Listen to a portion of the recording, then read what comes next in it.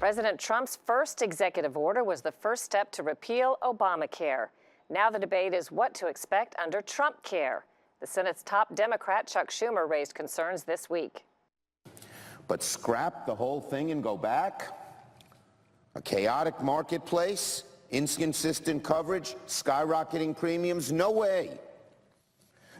Back to 40 million uninsured Americans, back to discriminating against women and Americans with pre-existing conditions? No way. Mr. President, Democrats don't want to make America sick again. There is no firm plan yet for what comes next. To get some answers, we sat with the senior Republican Senator Charles Grassley and asked him to tell us in general terms about the new path after Obamacare.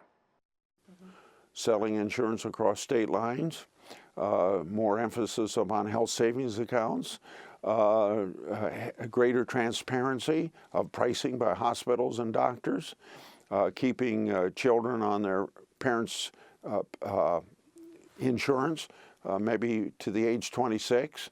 It's basically to give everybody in America access to health insurance, to give, to continue lower income people to be able to afford it, and to be able to have no government involvement in the doctor-patient relation. Are you confident that when we look back in a year or two, we'll have something like that?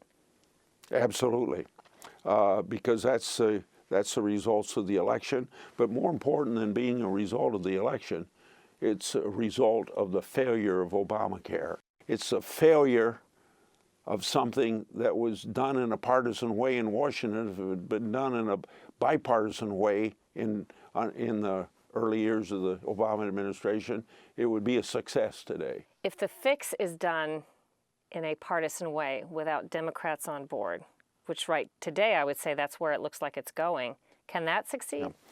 The only thing that can go without Democrats on board is repeal. The replacement has to be done in a bipartisan way because the 60 votes are going to be required in the United States Senate.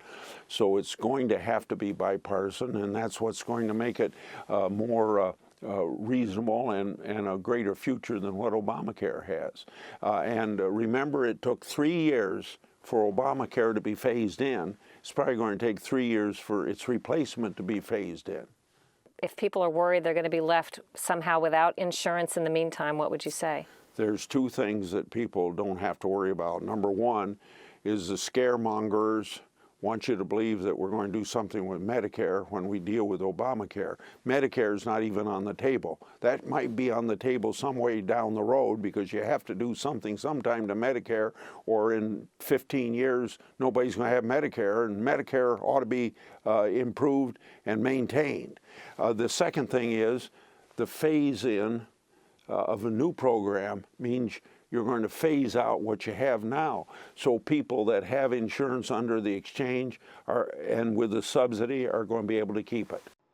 After a Republican summit meeting this week, the pressure's on. Senator Lamar Alexander, head of an influential health panel, wants Congress to have a plan to repeal and replace Obamacare by March.